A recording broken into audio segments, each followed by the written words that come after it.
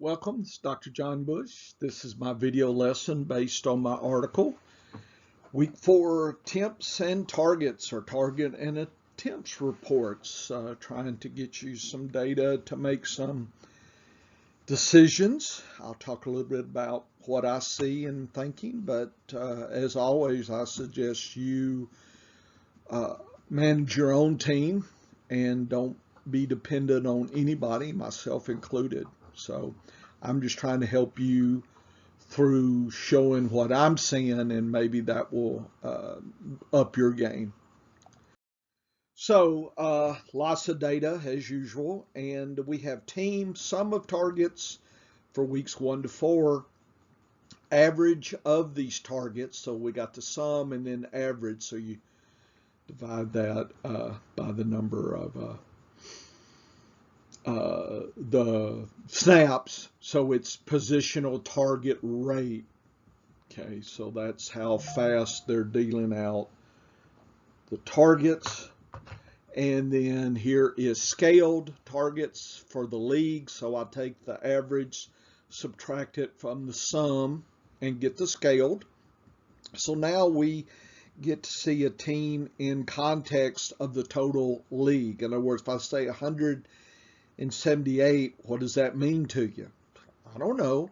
If I show you a scaled 43, now that you know it's scaled, that means Tampa Bay is 43 times above the average targeting rate. So that is a very, very fast target dealing team there. So if you want to know some of Brady's secret, there's one right there. He just gets it going. New Orleans is the opposite. They're minus 49.4 times. So they're the bottom of the league, and they're slow in dealing out those targets. So what wide receivers do you want from what team? I want them from Tampa Bay. I'm very concerned about any New Orleans wide receiver. As far as scale of target, and here's this is the rate, and Tampa Bay's 11, almost 12 times the average, and actually New Orleans is about average. So we were talking about sum of targets, but I like the rate better. So I was talking rate. This is just sum, but still, that's a low amount of targets for a team here, and that's nice. But the speed is what I like. So usually faster teams pass more than slower teams. That makes sense. In fact, slower teams in possession tend to rush more. That's why they're slower and pass less. So you do need to definitely look at that, and I think I discussed it in my snaps data. Here is the scaled targets and scaled rate of targeting. And you see the rate of targeting with a red line. And the gray is the 0 point. So that's the inflection point of the targeting rate. So Indianapolis and Dallas are slow. Tampa Bay, New England are fast. And then if you combine that with the amount of targets, so you can say Tampa Bay is plus, right? They're plus in targets, top, and fastest in the speed. New England's plus. For instance, Kansas City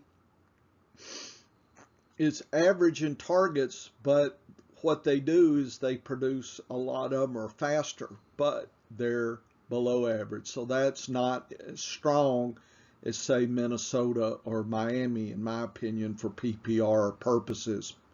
Pittsburgh's of interest, but notice we're hitting, the 0 here is the pink is the line of 0 for the targets. This is above and below the league average here. So we start getting in this world, these are all way below in targets, and anything below Detroit is slower. And you see we really get some extremes and really drop down. Tennessee, Dallas, Indianapolis Tennessee is above average in targets, but they're slow. Dallas is negative, negative. Indianapolis is pretty much and slow. So I really would love, if I had wide receivers from these teams, for them to pick up their rate.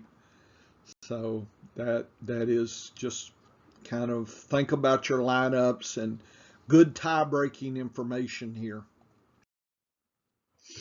This is weekly, so this is average targeting rates.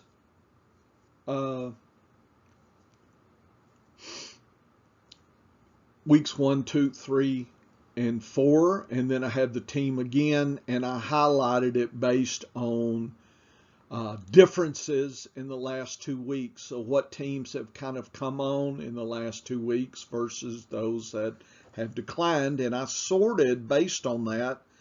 So in green have improved in the last couple weeks, red have declined in the last couple weeks for the targeting there, and the rates are shown here at this point. Here's Tampa Bay, but they haven't really changed much. So I think this is average targets then for game, and this is the average target differences. And so if we look at that, the targeting rates in blue, and this is kind of average. The yellow dash is average, so anything above is good. Anything below, like Tennessee, is not so good. And then the differences, teams that have been improving, and here's the inflection point right there. So these teams have been declining. These teams have been improving and really improving here. Denver, the Rams, New England, Philadelphia have really been improving. So their wide receivers, pass catchers, may deserve an extra look, whereas the Raiders, Washington, Arizona, Kansas City, just be aware there have been some declines in recent weeks. So some of that is they have a lot of players, and that's too many mouths to feed. Or some we have just one player and nobody else, like Kansas City uses the tight ends and whatnot. So just another way to look at this data. I like the visual, and good tie breaking for sure. Here is positions of each team, the average targets for each position, the 2-week differences, and the average positional rate is shown, and you can see the bias towards certain positions, and then I convert that to usage rates and colorize, so anything green is nice. I like to see 40% usage or better. For instance, Atlanta's at 34. That's not good, but they've been really using their running backs for targeting, and they've improved in the last couple of weeks. Arizona has declined in the last couple of weeks. That always worries me on that. Baltimore targets tight ends and wide receivers. They don't need a pass catching running back, so that kind of limits that activity. And look, gone down minus 24. That is not good. Here's another one, Buffalo, and they're really skewed to the wide receiver. So sometimes teams can get a little over skewed. This is interesting that they would forsake running backs, Baltimore, and go with tight ends and wide receivers. Buffalo running back also is forsaken. I mean, look at Arizona, 26, Atlanta, 38. So Atlanta's really, so Mike Davis and Patterson and all are doing quite well target-wise. So you look, we have Cincinnati's been doing well, pass catching. That's good. Cleveland's been doing well, pass catching. Cleveland, look at that. Their wide receivers that 27 is not good. Cincinnati, they do like their tight end, but they're not feeding him enough. 19, that's not good. Has improved though. Look at that. Have improved, but overall, the last 4 weeks, this is a low number. Balanced team. Chicago's been balanced. I don't know if that's helped or hurt them. Carolina's kind of balanced, but definitely skewed to the running wide receivers here. So you get a sense of a team. Look at Dallas, 43%, and they've declined elsewhere. So Schultz is being used, folks. And, if you look at the rates, weeks 2 and 4, nice usage. So when we get 6 weeks of data, we'll start to see trends, I hope. Right now, you got low, high, low, high. So you're thinking, what do we got here? Well, we got game-dependent game scripts on whether tight ends are used. So probably need to think about, now if I had time, I would get deeper into that. Let's see. Denver, not good, 20%. Dallas, not good, 20%. So though their running backs are not getting the PPR bump like I would like them to get. Denver has been improving. Dallas declining. Decline. Nice usage, 38% of the running backs, but they've declined. So look. So that's not a strong trend at all. And here's Hawkinson, and he's had some suck weeks. So if you ever wonder inconsistency, I think it's probably game script and matchup dependent. And you see that in these metrics a little bit, how certain teams use their positions in favorable but under unfavorable conditions do other things.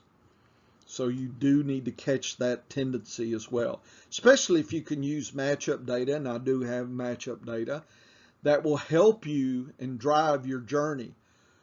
Everybody's talking about Tanyan, but look at week 3, 3.8. That's a sad number. So if I had him, just realize, look at his floor, look at his ceiling. Goodness, that's a lot of variation there. Wide receivers, not bad. 47 is pretty high. Denver, 44 is pretty high. Houston, all about that wide receiver.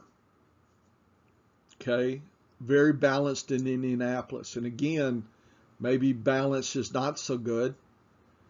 Jacksonville probably needs to skew more to the wide receiver. They do use their tight end a lot. Kansas City, there's Kelsey sitting right there, but they have declined last 2 weeks. So that gives concern.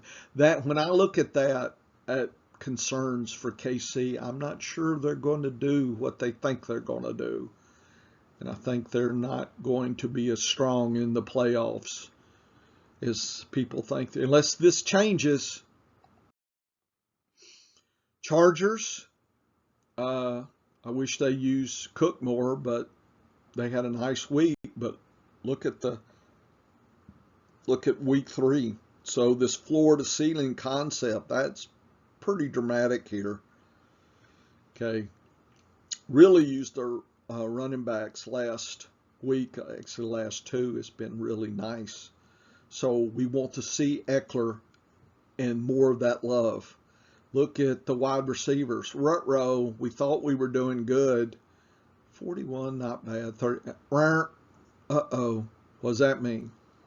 Well, usually when one loses, one wins. So you see the balance here. It's not like Eckler lost as well. Eckler and the running backs benefited, or part of the game script forced that, and the wide receivers then were sad. Rams, I know they played last night. This is Friday, by the way. They were kind of balanced last week. They were definitely skewed the week before. And you can see that skewing data here. 51% is probably the highest. So they love their wide receivers. But really, week 3, week 2 were really the tops, and the floor is still not bad. Rams are looking pretty strong to me. I hate to see the tight end. I know Higbee did good, but I see a lot of -3 to +32. That's not so good. Raiders had a disastrous week 3. Look at that. Nice on Waller. But it's clear it's Waller is driving the show here, driving the bus. The tight end, Miami's balanced. So the wide receivers took a back seat last week. Running backs and tight ends, Gesicki. I'm liking Gesicki's usage here. This is nice.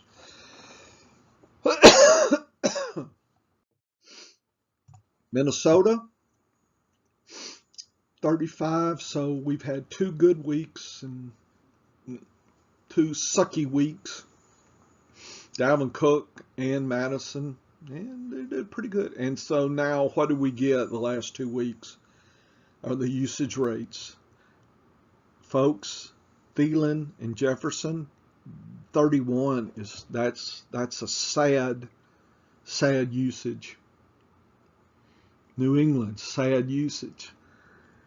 I wish they would pick Sanu or Henry, because that's a 38 is a nice usage. But nope.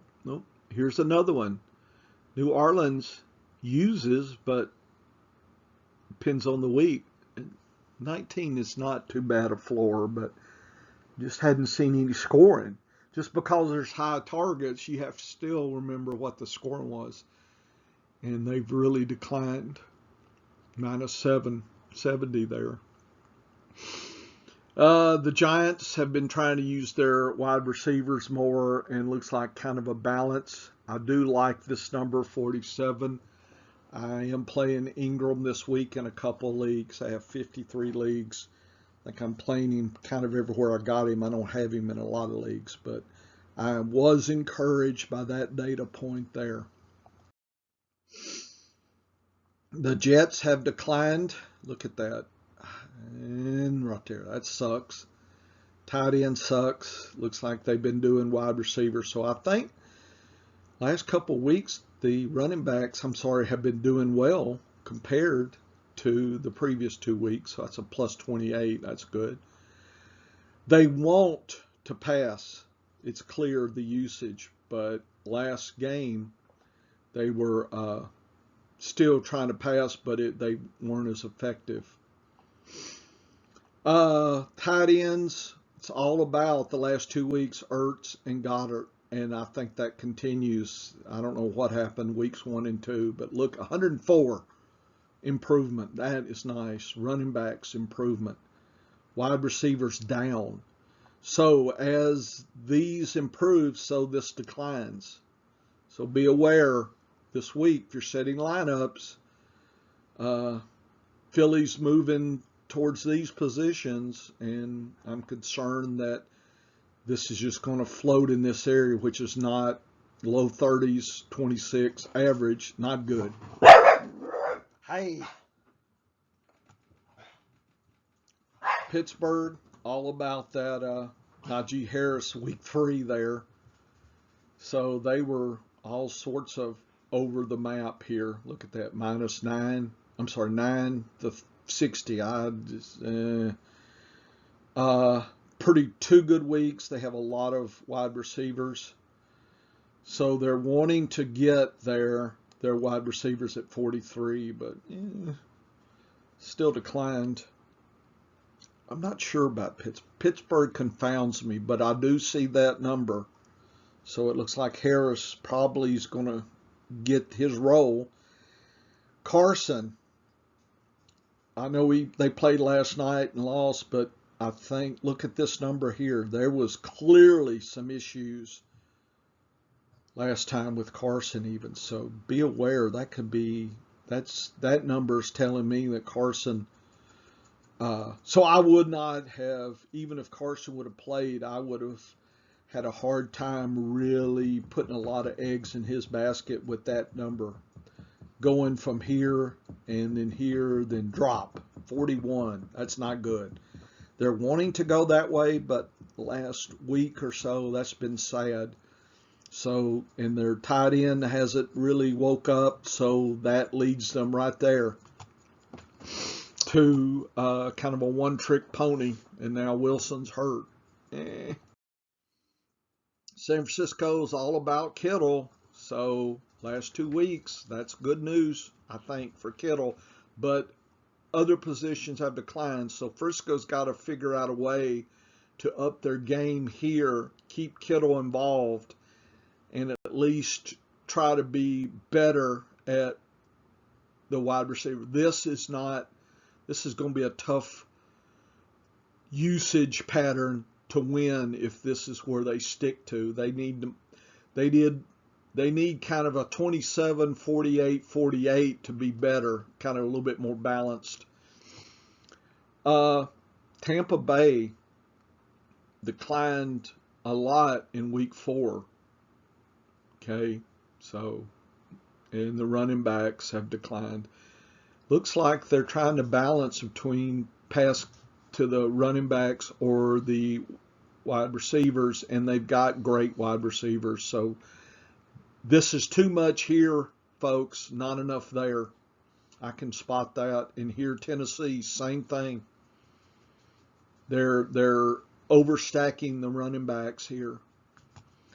And Washington, I'm telling you, they have good players, but it's just not looking good for them. Look at these numbers. Last couple weeks, they have seriously declined. Washington's, they're not going to be as a factor as you might have thought they were going to be. This is not a good pattern, seeing this drop. So there are some goods and bads, and I would suggest you go back through that data because I think it's got a lot to tell us for week. Is this week 5? Yeah, I think so. Week 5? Forget. Okay, so I also just went through and gave you some visuals on these usages so you can kind of see what each team wants to do overall and just kind of consider what that means for your teams this week. I think I would, find some rankings or do your own rankings actually. But if you don't, then get some good rankings. Try to kind of win down the obvious, right? If you got Mahomes, I don't think you need to chew on any decisions there, right? If you got Kelsey, Waller, those are automatic. So get to where you've got questions, and usually it's going to be running backs and wide receivers and flexes. This is where this data is key to kind of point you away or towards a player. So multiple data streams, okay, this is me talking, multiple data streams give you multiple ways to look at it. Kind of gives you that three-dimensional as you turn the problem around a few ways. You've got to make it to that deep thinking. You cannot, well, let me hurry up, set the lineup because I got to go drink a case of beer. That, folks, you're wanting the fire before chopping the wood, and I do not suggest that. You chop the wood first, and then the fire comes. So I've chastised you enough. Sorry. So just scan through this data. I'm not going to hit because we kind of talked about this, but by coloration, red versus green, you can kind of see what teams are doing and not doing maybe. And I would pay attention to the extremes, to me, versus near the averages. That probably doesn't tell you as much by definition in stats. The extremes are what's most interesting. So I urge you to look at team extremes and consider the why. Why is Cincinnati using their running backs over their wide receivers? What does that say? Well, Higgins has been hurt. That could be some of the reason. You know, so I think if you've put your analysis using my data in a form of a question, that invites your mind to try to answer it. When you state it, and I would do it out loud, to help you. Okay? I know you sound strange. I don't care. Just tell your family you're going to be saying questions out loud, but it's good for you. You know, why is Dallas having to depend on its tight ends more than its wide receivers? Okay. The expected pattern is something like Denver, maybe a little high with the tight end, a little more here. But that's kind of, to me, the expectation I am thinking about. Green Bay is showing that. Detroit is exact opposite of that pattern. I'm going to try to do some off season to look at these patterns. Do these patterns foreshadow this week's performance, or do these patterns show us information about the next few games or the whole season? I'm not sure I know the answer. I would predict it's more accurate this week than in 2 weeks. Okay, and that's why I have to redo this every week.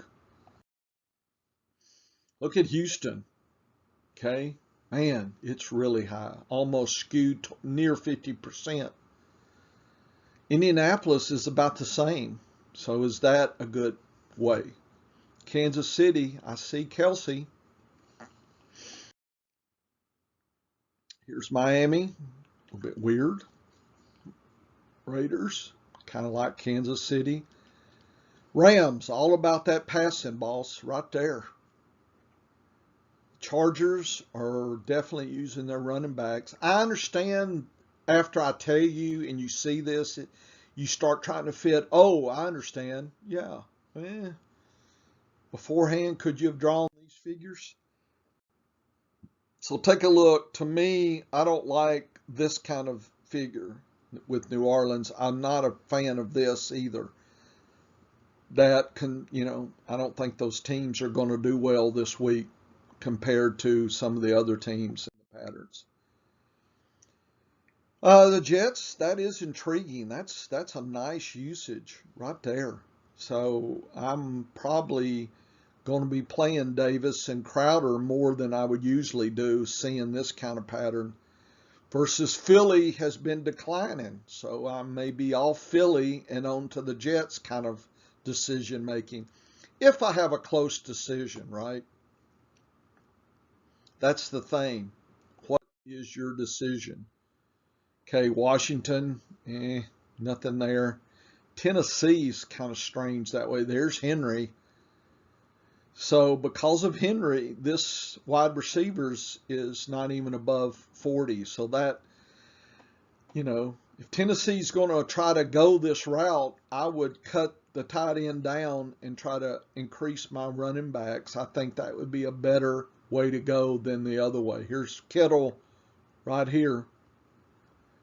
This is why Kittle had that interest, because people were predicting this kind of usage. Okay, go through that. Here I did position by position usages so you can see the high teams and the low teams. Again, I give you the extremes are more intriguing to me than those in the average. In other words, to me, it's like, yeah, everybody's kind of here, but look at the extremes. So why is Cleveland tops and Baltimore bottom? Why is Buffalo down here? Why is Cincinnati with Mixon up here versus Hunt and Chubb? You see, some of this starts making sense if you look at the extremes here. And probably the extremes will continue. The team is tipping its hand on how they're reading their players and their, let's call it ammunition. They know what ammunition they have. Or notice in Buffalo, I know Moss is coming in, but pass catching wise, Buffalo has deep concerns about its running backs. So does Baltimore. I think that's why Murray is kind of the last man standing in Baltimore. I probably will play some of him, but it's not that Baltimore thinks Murray can get them to this level. It's just, well, he's kind of the only one left here that's really doing what we want him to do, which is more the rushing, apparently, versus the passing. And you can see I colorized the bars so you can look across at the visual and kind of get a scale. I mean, Baltimore's here at about 10. Look at Cleveland, 3 times the level, folks. 3 times the level. So, okay.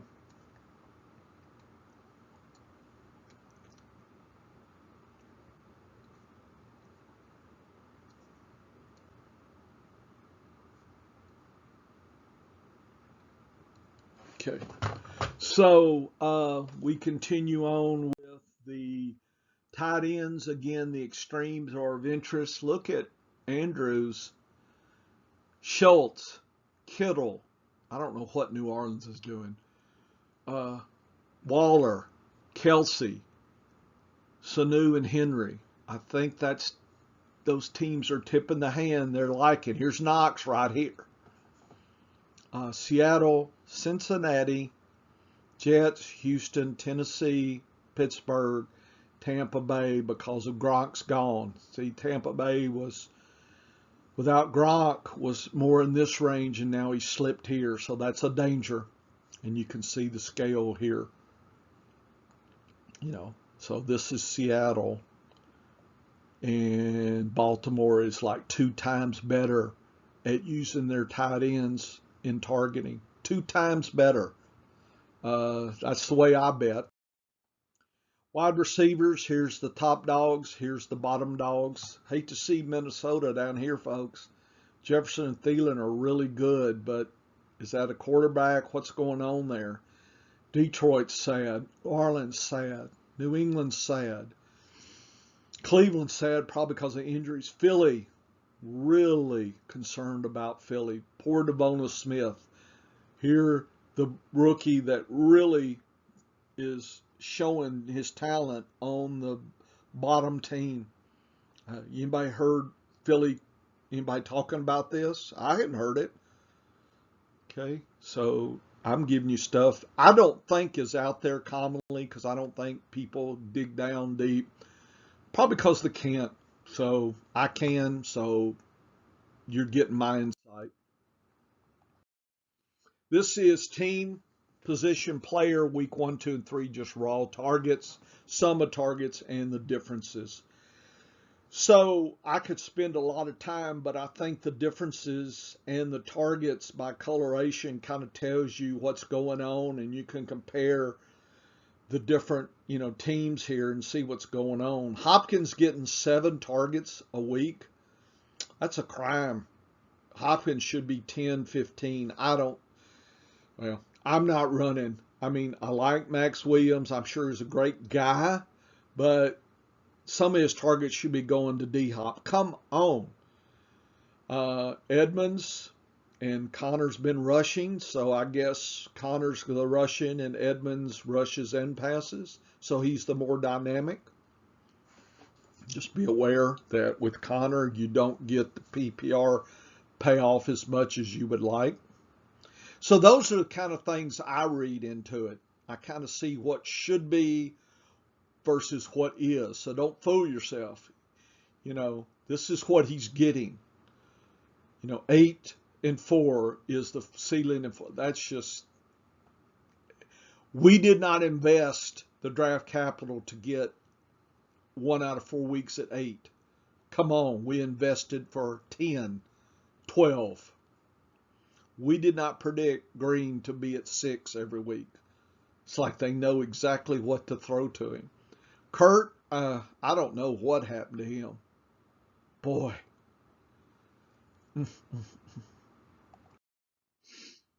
Patterson, Rutrow. Oh, and this 2 is Patterson. I think he was a wide receiver in the data, then he switched. So that's just, I need to go into the database. That should be 2776. It is clear Patterson's the guy, given that Ridley's out. And look at Davis. Nice, nice. Uh-oh. Davis is losing his pass catching.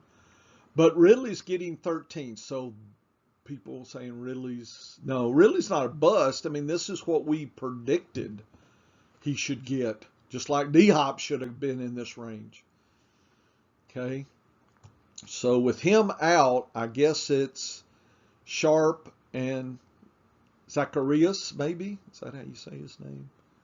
Gage is out. Patterson's up here. So it'll be Patterson, Zacharias. I think Pitts will be getting, so to be Pitts, Peterson. Does Davis come back? I think it'll be a scrum for the third. I would probably gamble with Davis if I needed to, but would not be surprised you get a sucky line like that. I'm not sure I can put a lot of eggs in these baskets here. Oh, don't forget Hayden Hurst had 4, so they could be tied in strong. He could get 6. So it could be Patterson, Pitts, and Hurst could be the top players. Maybe Davis fights 4th or 5th. Andrews, 8 is better than 5, folks. Come on, Baltimore. Watkins, Brown, look at this. Let's just take some of these also runs, no offense, and give them as many as Watkins and Hollywood here. What is going on, folks? This is underutilization here. This is sad. I don't like this. Okay, and let's just not even pass to our running backs. Let's just give that up and let Mary rush. What it looks like to me. So think about that. Singletary and Moss, not going to get a lot. It's all rushing there. Knox got 8. That's great. Can he stay there? Diggs is 10. That makes sense. Beasley, what happened to Beasley? Beasley looks game script dependent. So figure out weeks 1 and 3 versus 2 and 4. Those home games here, is this away games? What's going on? I would do some deeper digging into Beasley. He's usable if he can get this. He's not usable if he can get that. So if you do play Beasley, realize it's quite the floor versus ceiling concept here. Sanders is going to be Sanders. So that means Sanders is the third, except when Beasley shuts down, then he'll be the second. But it's not like Sanders goes up. Okay. It looks like to me if Beasley's not working, they're throwing to Knox. So I don't know what to think about Flo. Rodney Smith, folks. He sure woke up. That's an interesting number. Be aware if Christian gets hurt again, I could see Hubbard rushing more and Smith coming in. So this could really lower the value of Hubbard as a handcuff.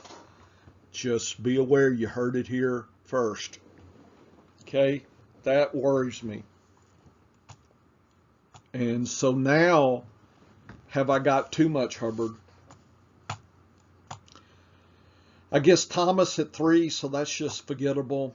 Anderson, nice targets at 11. What the hell happened? 2 and 11? This should be the way it is all the time.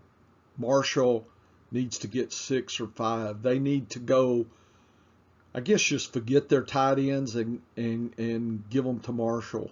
Come on, man. Williams can catch, so that's good. He's been the catcher, so I suspect they'll be a little bit more dynamic. I believe the other guy might be more the rusher type, so I can see a team play this week. Be aware. Kimmett at 3, that is so sad. from 7 to 1. It's just, you can't depend on that. Mooney at 7, Robinson down at 3. So here's Robinson, 11 to 3. What is going on? Why is Moody more consistent than Robinson? Come on, Chicago. That is just sad. Mixon, they don't want to throw to their tight ends. I mean, their running backs. Tight end, can you predict this again? Oh, that'd be nice. I went ahead and picked him up just in case, but he's not my 1 for sure. He's definitely a 2 that I stash. Boyd and Chase, easily predictable. If Higgins is back, who loses? Somebody loses, Boyd or Chase. It's called a you guess 'em. Hunt, getting more catches than Chubb, and I think that's always been the case. But I would have liked closer to 7, not 4. Hooper's 5, and you give Odom.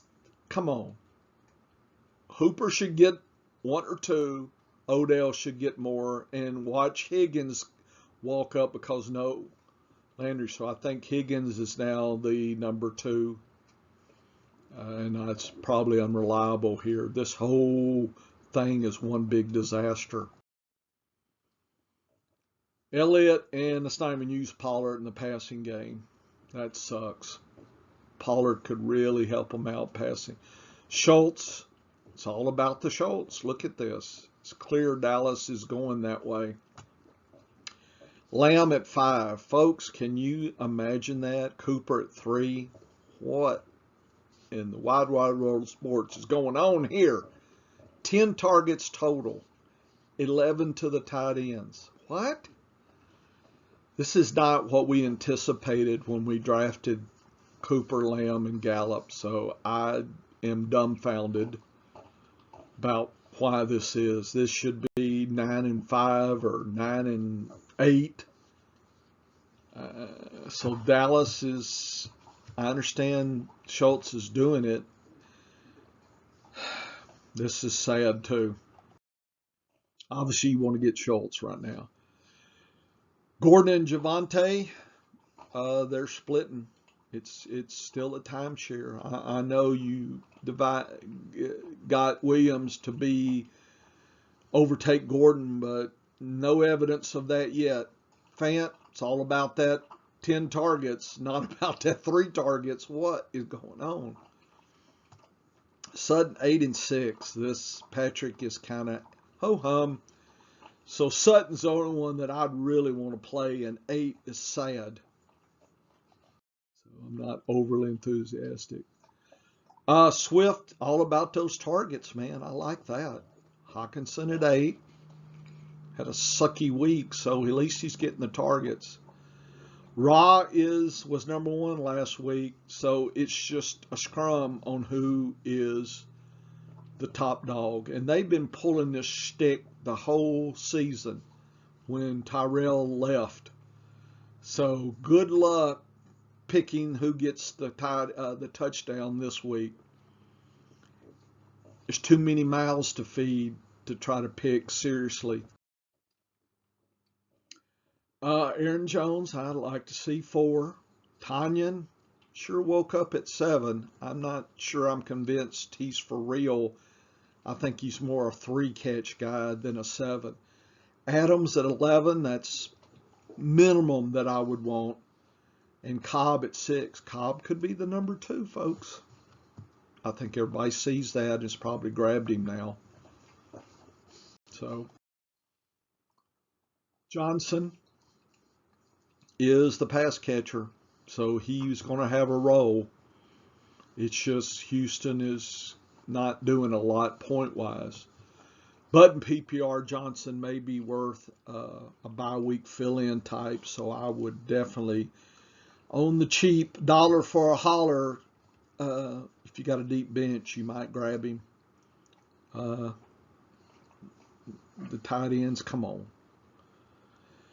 Cooks at 7 versus Miller, and they released Miller. So that is confounding to me. So is Conley the number 2 now? I don't know what to think about Miller.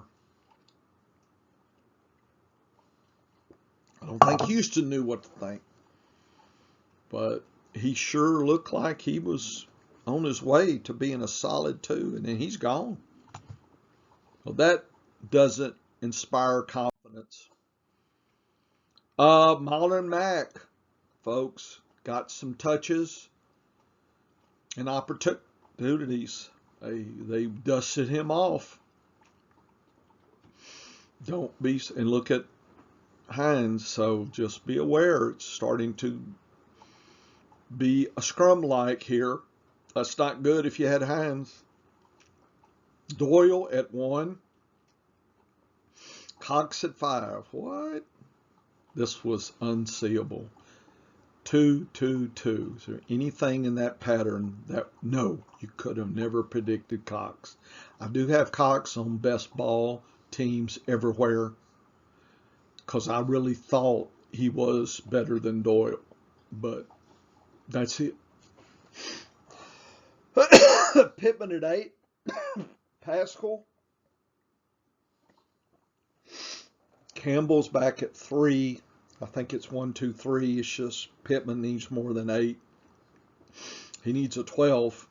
So come on, Indianapolis. Robinson. Okay, my dog was yowling. Let's see what it. Oh, okay. Jones, look at this. Chenault 7, Jones 3.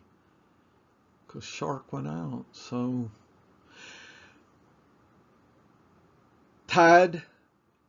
Jones 1, Chenault 1. So it may be those guys battling 1A, 1B. So probably paid less for Chenault than you did for Jones.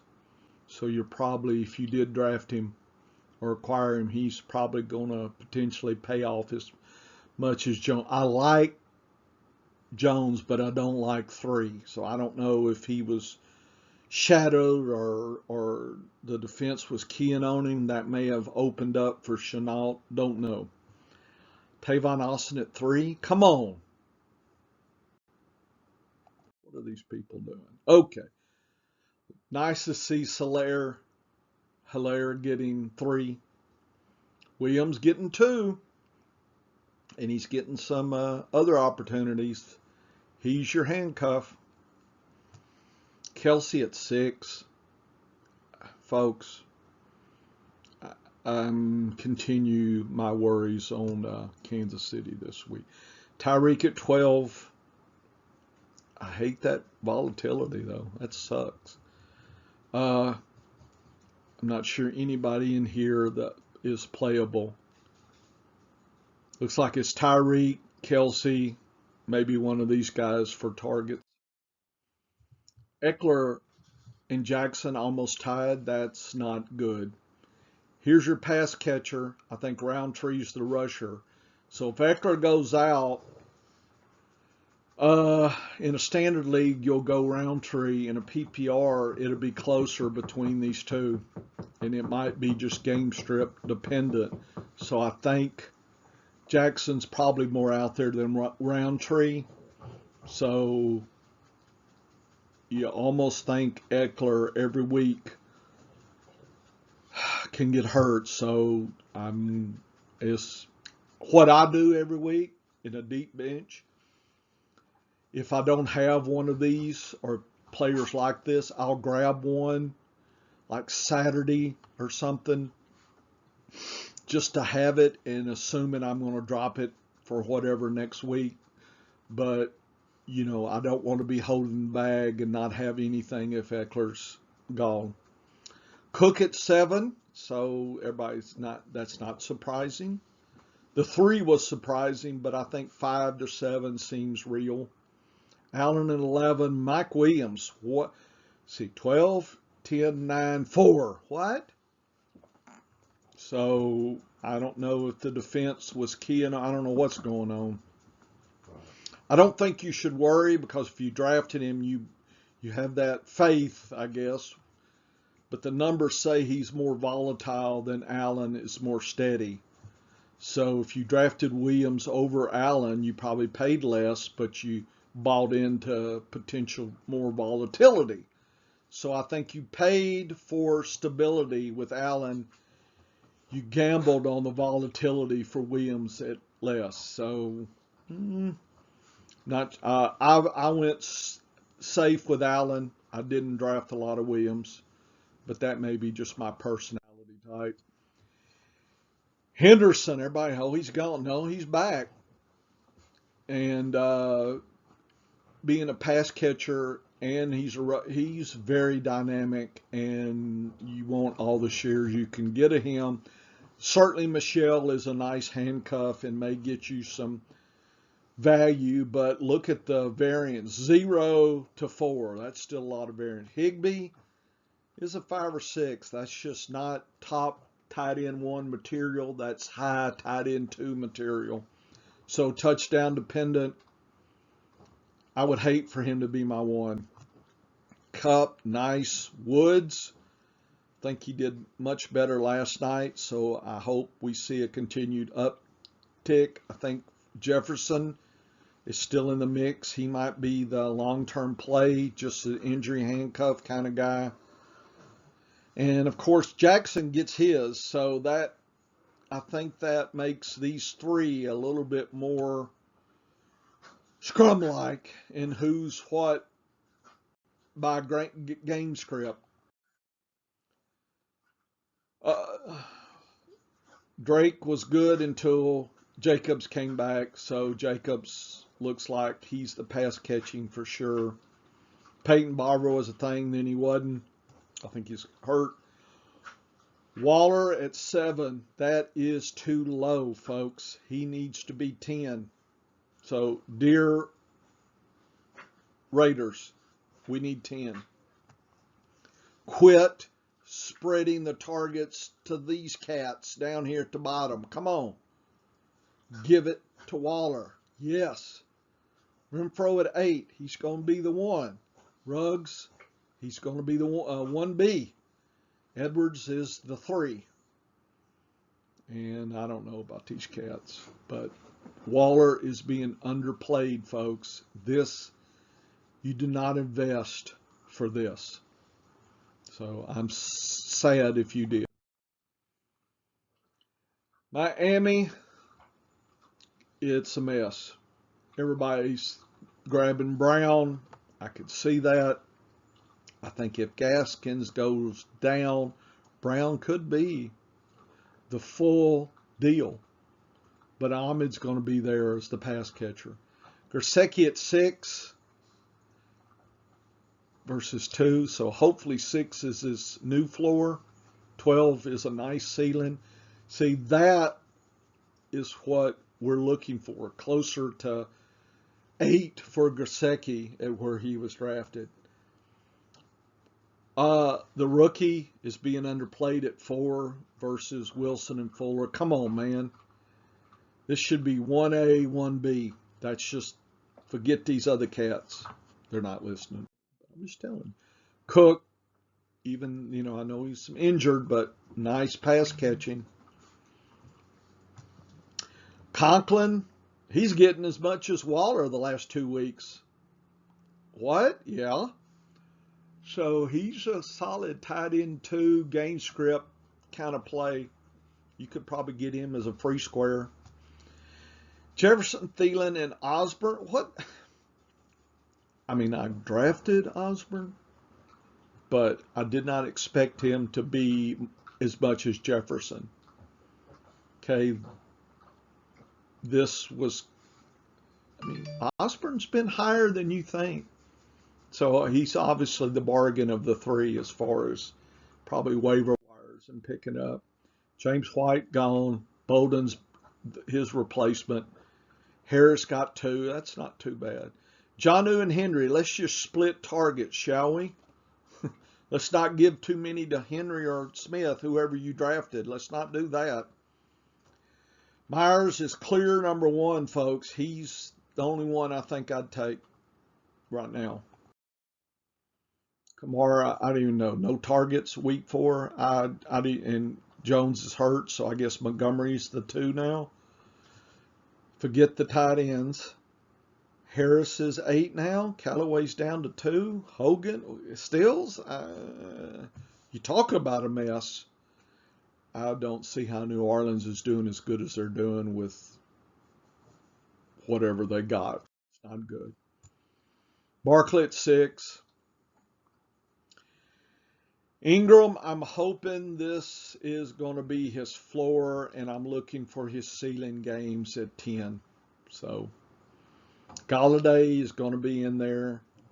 Tony stepped up last week, so that's good. Ross at 4. Come on, man.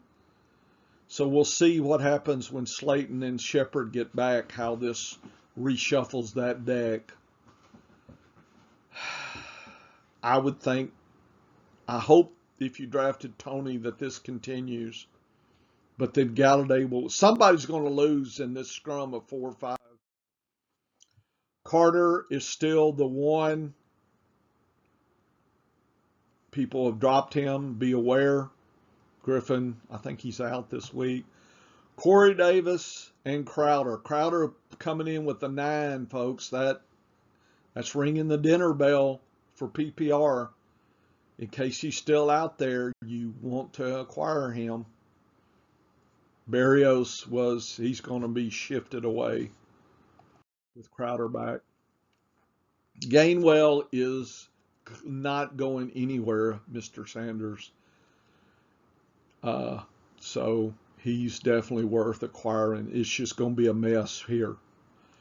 Ertz and Goddard. Ertz is establishing his dominance here. Look at the last 2 weeks. That's great. Devonta Smith, 10. That's nice, actually. Watkins, Rager at 1. I don't know what to think of all that. Okay, so it's all about Harris in the targets.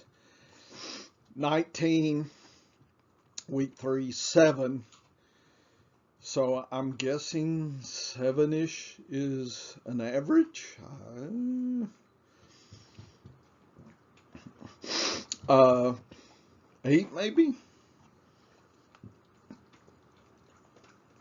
The median's about 6.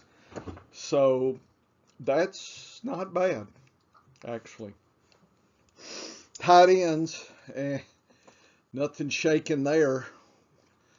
Some weeks a little bit more involved than others. Last week was sad. Hell, they had 3 tight ends catching or getting targets there.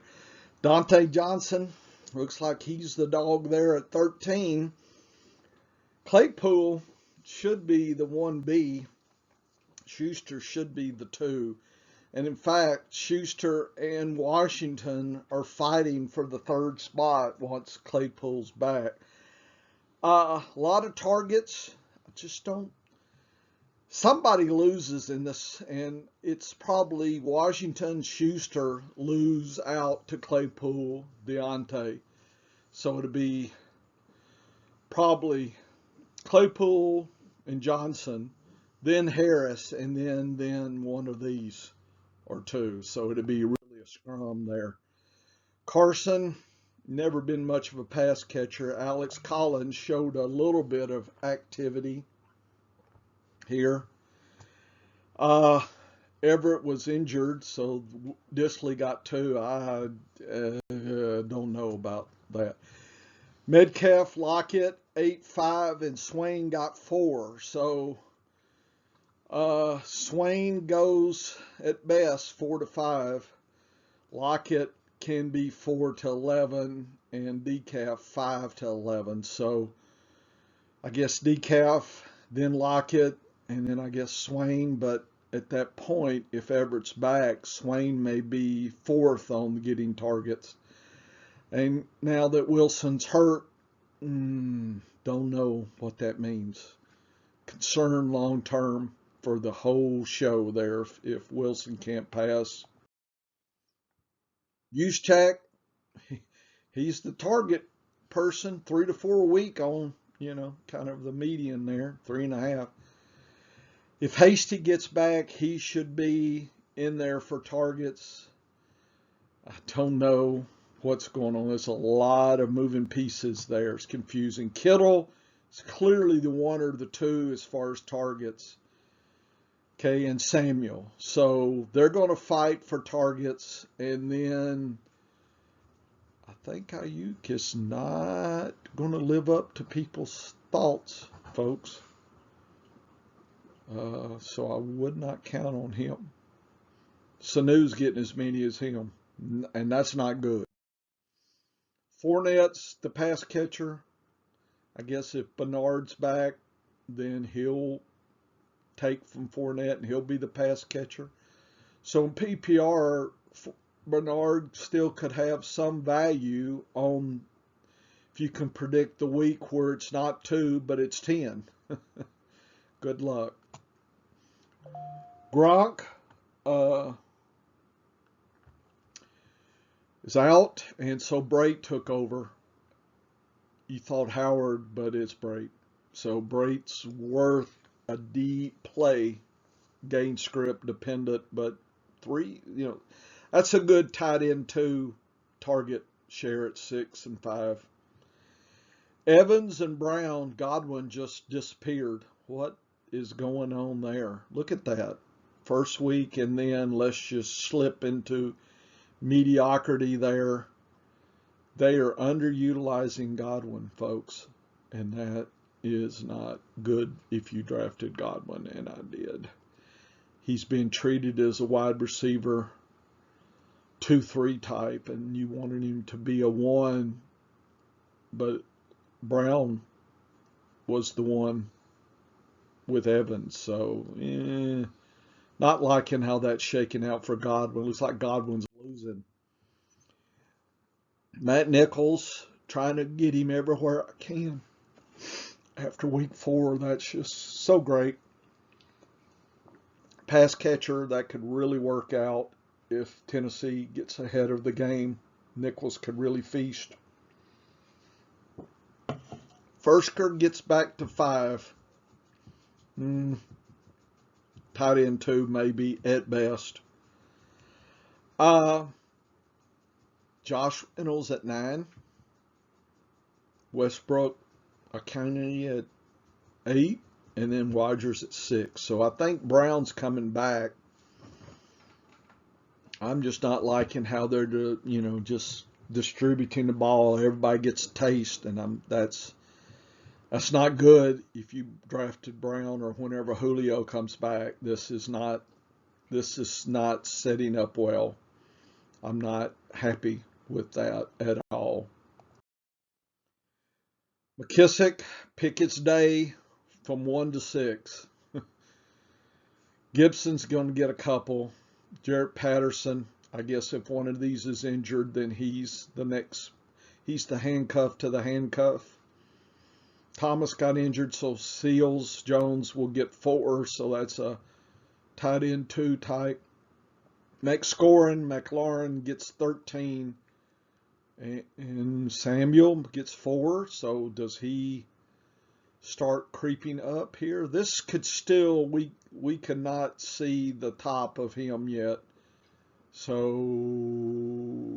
I'm thinking that he might be somebody to get in a deep league.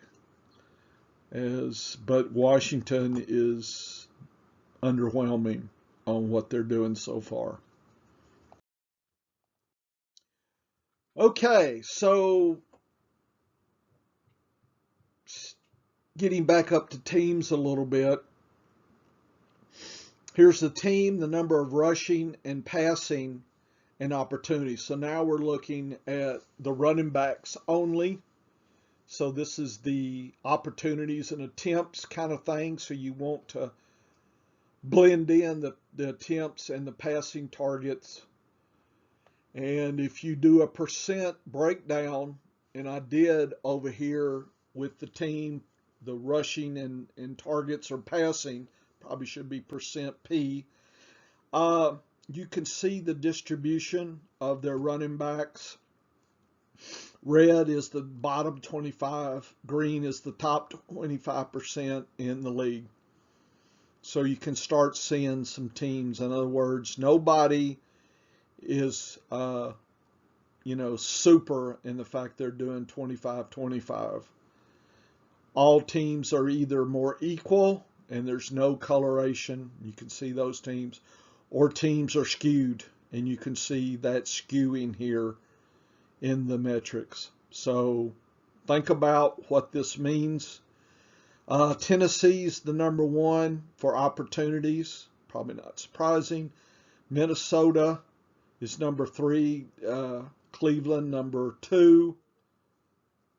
Detroit and Carolina and Arizona and Minnesota and New Orleans, actually. So Dallas and Denver right there. So you can see kind of in purple here on the sum of opportunities versus the yellow, which are the sad teams. Sad, shame on those.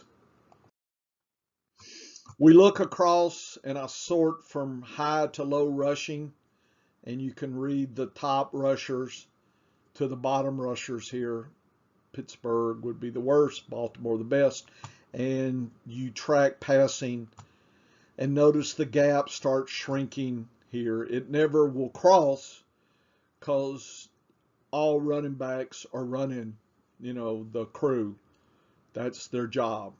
Okay, so the green line will never. But some teams push their pass catching closer to the rushing level here. So in PPR, you need to be aware of these tendencies and be concerned about these tendencies for pass catching in PPR. Standard, it's all about this world here for a lot.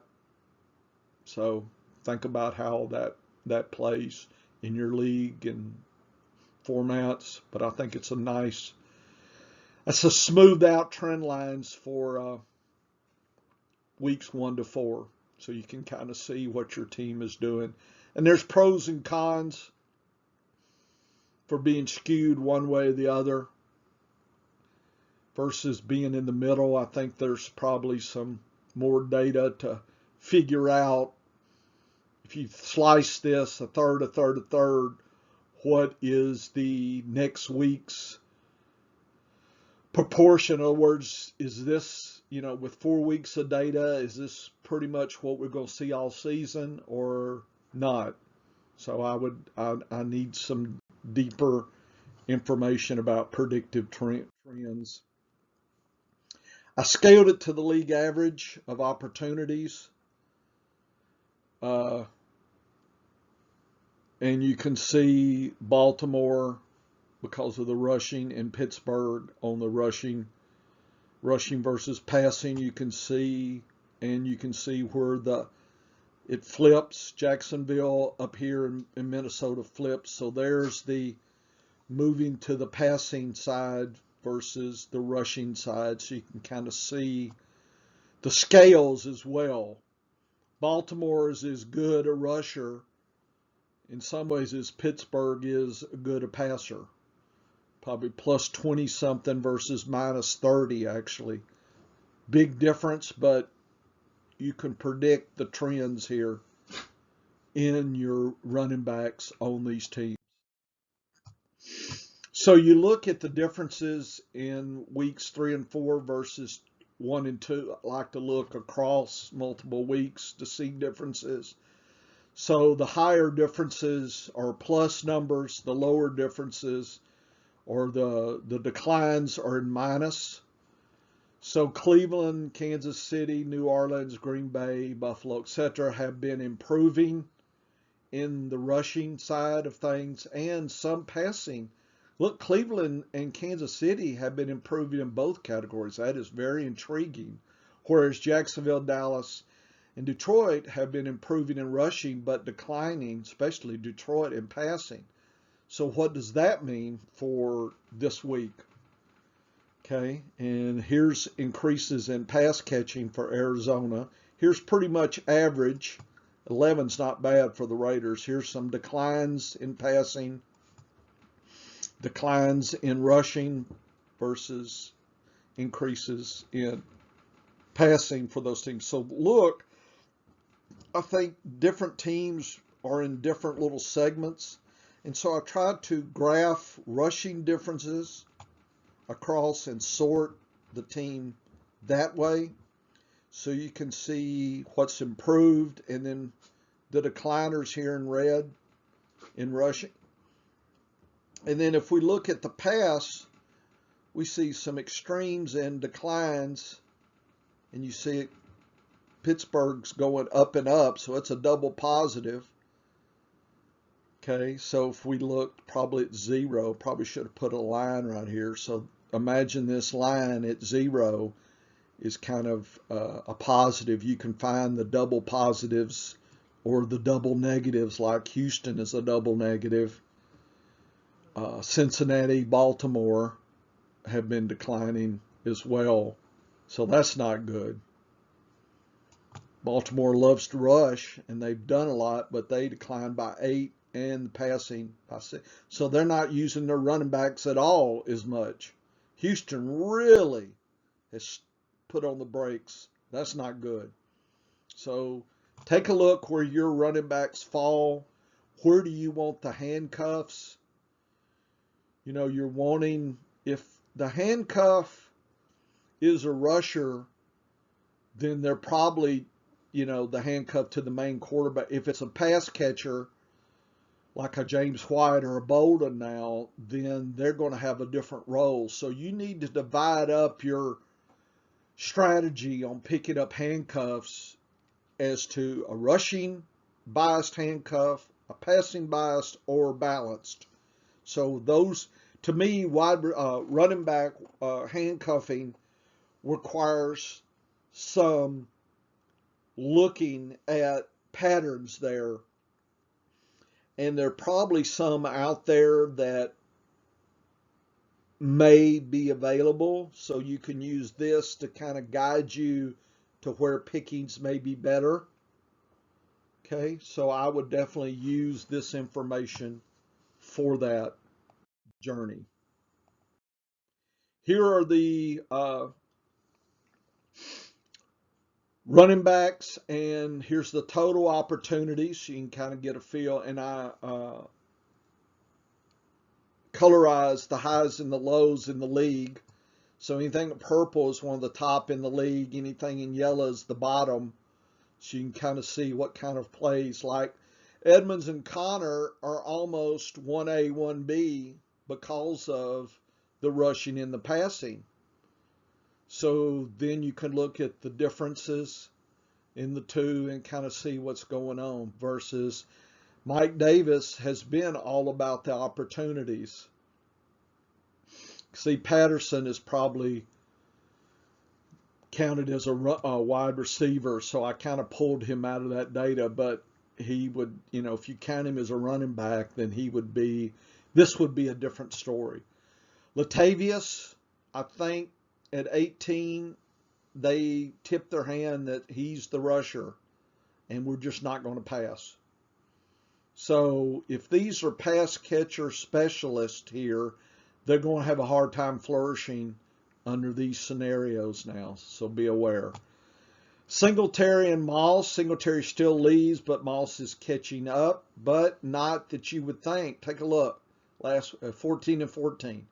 So if you were thinking, wow, Moss is really ahead. No, Moss is not really ahead. They're kind of 1A, 1B. So that confounds the concept that Moss is overtaking him. Maybe not, maybe later, but not now. People try to read too much. Here's McCaffrey's all about McCaffrey and then Hubbard. But look at Rodney Smith there at 5. That maybe that's just a blip, but I'm going to be watching him. You ask me, how do we pick up handcuffs way before? This is how. Finding something like this is sitting out, kind of like a giraffe sitting out in the weeds, and all of a sudden you see its neck. It's like, what is that? So this is by giraffe here. That's interesting. I think Damian Williams has been kind of waking up after him gone, so I think I'm convinced, he's definitely number two, but Montgomery's out, so everybody rushed here.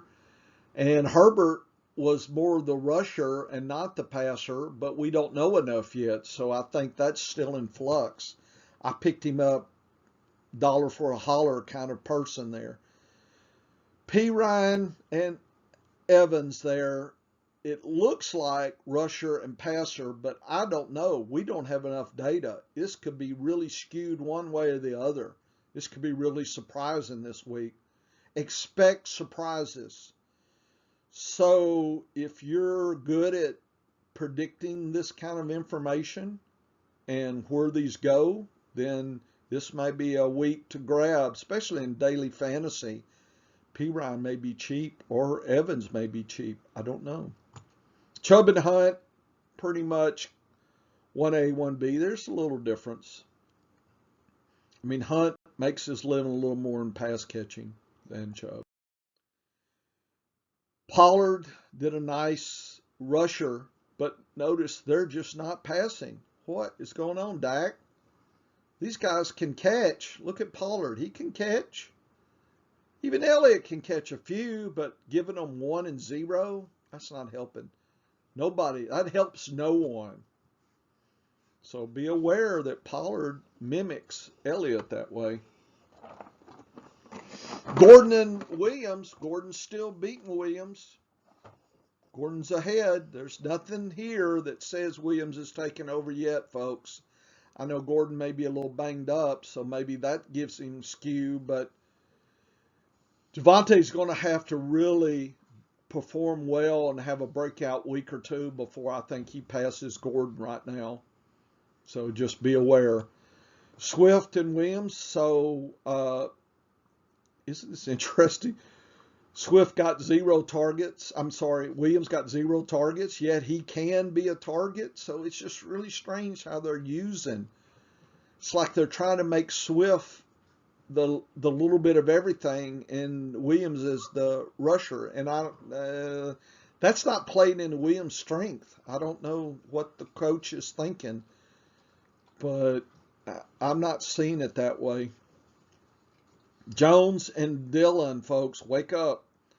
If Dillon's out there, he's an instant handcuff pickup.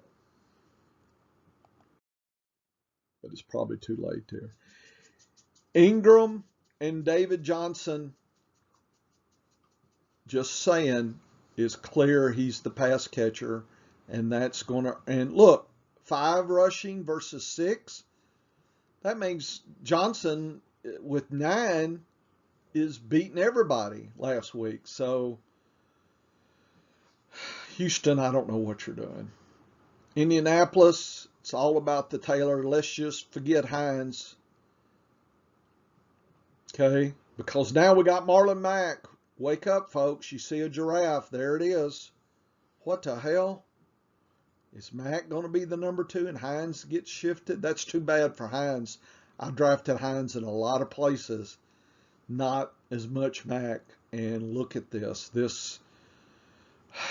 I'm going to keep Hines, but I'm not. This is a weird event, seeing this. And we've seen it week 2 as well. So I'm not. Mack may be worth a pickup. Robinson, it's all about the touches. The clear number 1, folks. There's no competition. Solaire, 14 is nice. And they got 3 targets. So he's doing more with what he's got. But Williams got 10. So he's clearly the number 2. If you're an Edwards Hilaire owner, then you're not happy about Williams. Eckler, Roundtree, folks, right there is the rush. Jackson is the pass catcher. Eckler's gone. Here's the rushing 1-2. Here's the 3 passing. I believe it'll be split 60 to 40. So draft in PPR leagues, you may get enough value to balance this out. Jackson's probably there more. But if you own Eckler, I mean, for sure you grab both, right, if you got a deep bench. But I guess Roundtree in a standard, Jackson maybe in a PPR. Henderson, nice, 14. That's 20 opportunities. Clearly, he's a dog. And when Henderson was out, Michelle, it's all about Michelle. But last week, sad. And Sony is sad. I think last night. Barber got one. Drake, it's all about the Jacobs. So he's clearly the number one who's been injured. So that he's assuming that role now. Don't be surprised. Malcolm Brown. Okay, as I see, looks like Gaskin got 2 opportunities. Malcolm got 9. Ahmed got 5. I do not understand Gaskin being at 2. So that I think Brown is the pickup. Grab him if you can. Cook and Madison, I think Cook goes back to here once he's healed. Madison goes back to this world. Harris, I have no clue other than Bowden's the James White. But I don't know what the hell's going on. Why don't they use, it's like, let's not even use our running backs. I don't know what to tell you about that. Kamara is the dog. Tony Jones is hurt, so I guess Montgomery. Barkley at 13, that's not the number of rushes you were thinking when you drafted him first or second. First overall or second. That's sad. He is getting 20 and 19 opportunities. 20 opportunities. So that's good. That's what's saving you right now. But that's sad. Carter's still the number one here, folks.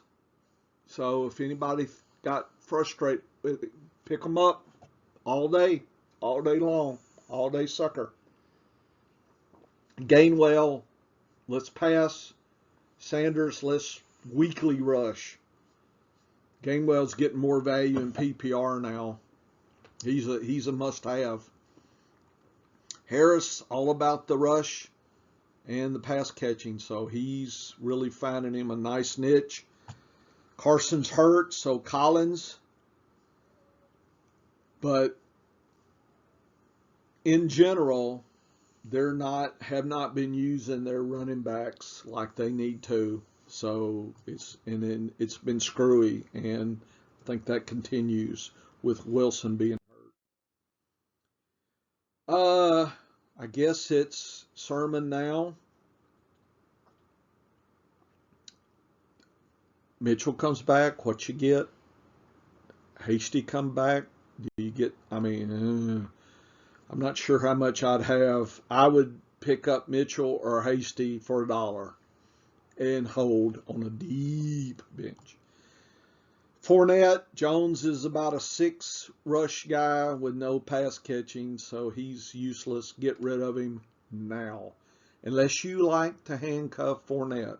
If you got Fournette, okay.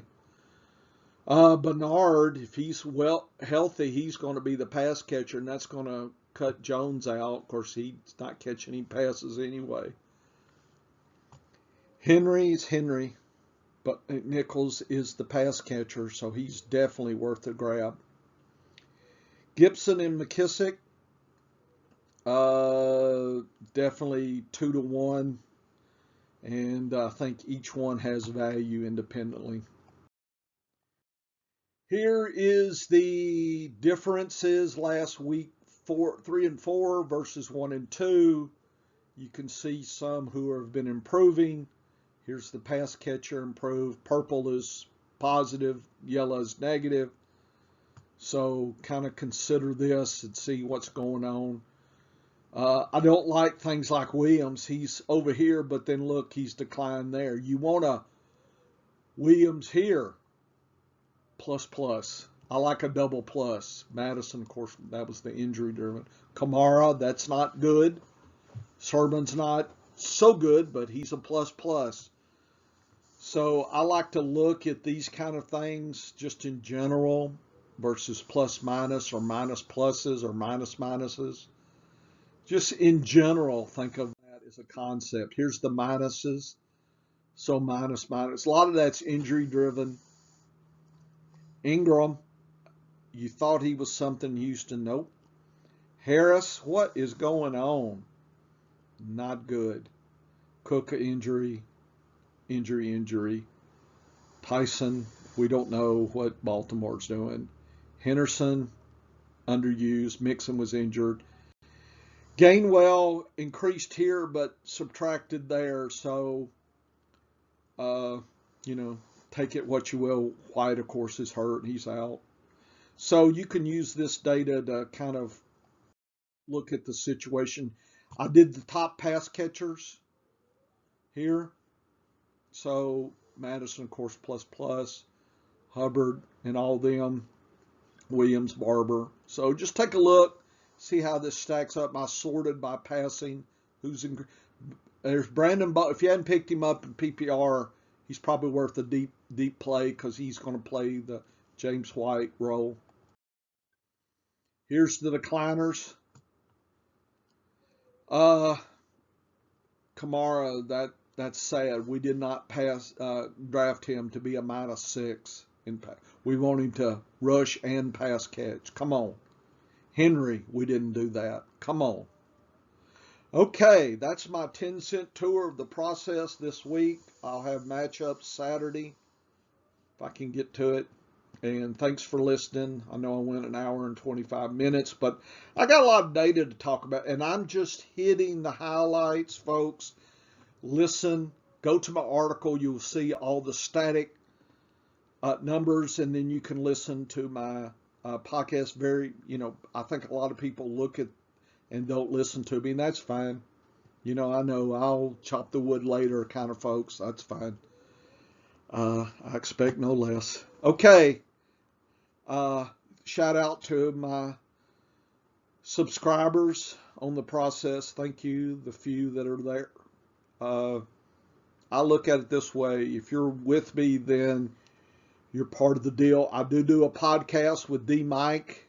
It's over at Fake Pigskin. You can hear we talk. I can talk. Oh, yeah, Dr. Bush, we know you can talk. I can talk.